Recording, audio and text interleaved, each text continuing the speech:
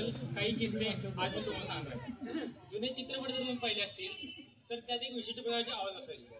त्यातील गाण्यांचे एक विशिष्ट प्रकारचा लय असायचा. आता गाणं फार जुनं आहे. हॅलो,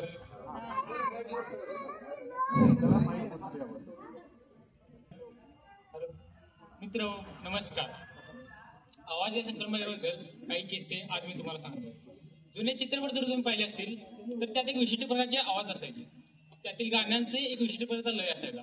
आता एक गाणं फार जुनं आहे. तू नाच चकुला, तू नाच गे मम माऊली, नाकातल्या आवाज असायचे.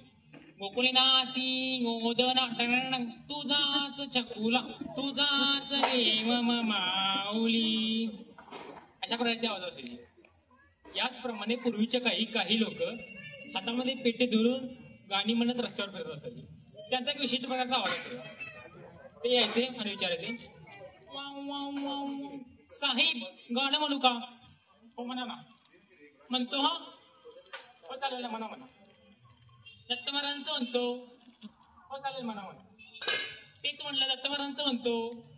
आता काय दत्त महाराजांना खाली बोलवतं काय? म्हणा. हो म्हणतो म्हणतो. ब्रह्मा विष्णू पेटी जाऊ, ब्रह्मा विष्णू आणि महेश्वर सामोरी बसले. कोणी ना जरा चहा ठेवायला सांगा. मला हे दत्तगुरु दिसले, माहे दत्तगुरु दिसले.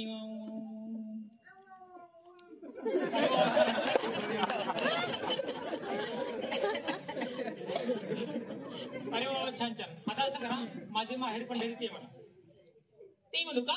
म्हणतो हा. माझे माहेर पंढरी. काय घरी जुना तांदूळ असले कांटे वाटते का? आहे भेवरांच्या तिरी आणि बहीर चंद्री भाग. आता हे झालं गाण्यांचं. जुन्या चित्रपटामध्ये कलाकारांचे आवाजही विशिष्ट प्रकारचे असायचे. उदाहरणार्थ कुंकू या चित्रपटात जेव्हा रात्रीच्या 12 वाजता त्या दोघांना वरवायचं वाटत होतं, तेव्हा ती स्त्री बोलते, से काय करता बरी, का चाहता मला, चालली मी घराबाहेर. तेव्हा तिचा नवरा बोलतो, रात्रीच्या 12 वाजता इटी कुठे निघालेस? चालली मी घराबाहेर. कुठे निघालेस? चालली मी घराबाहेर. वेडी आहेस का? चालली मी घराबाहेर. वेडी आहेस का? चालली मी घराबाहेर. जा मग. याचप्रमाणे विविध प्रसार माध्यमांचे सुद्धा वेगवेगळे आवाज असतात. उदाहरणार्थ आकाशवाणीच्या सांगली गाव कोल्हापूर केंद्रावर सकाळी 6 वाजता कृषी वार्ता नावाचा एक कार्यक्रम लागायचा. त्यात तो निवेदक ज्याप्रमाणे बोलत असतो त्याप्रमाणे शेतकऱ्याला प्रश्नच पडावे, मी नेमकं माझ्या शेतात काय करायचं. तो बोलतो, साधारणपणे जानेवारी महिन्यामध्ये शेतकऱ्यांनी आपल्या पिकाची विशेष काळजी घ्यावी. साधारणपणे जानेवारी महिन्यामध्ये गावावर चिकटा तर ज्वारीवर तांबेर हा रोग पडत असल्याने 3 लिटर पाण्यामध्ये अँटीकॉम्पॉस, 2 लिटर पाण्यामध्ये निओकॉम्पॉस व 5 लिटर पाण्यामध्ये युरिया खताचं मिश्रण करून जर औषध फवारणी केली तर रोगांवर पिकांवर कोणत्याही रोगाचा प्रादुर्भाव होणार नाही. साधारणपणे जानेवारी महिन्यामध्ये शेतकऱ्यांनी आपल्या पिकाची विशेष काळजी घ्यावी.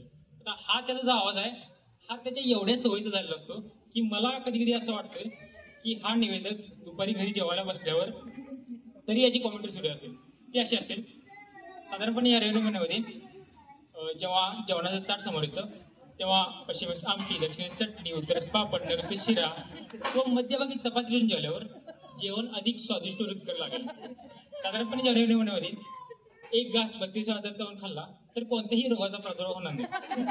साधारणपणे जानेवारी महिन्यामध्ये जेवताना लोकांनी विशेष काळजी घ्यावी, असा कदाचित त्याचा आवाज आहे. धन्यवाद.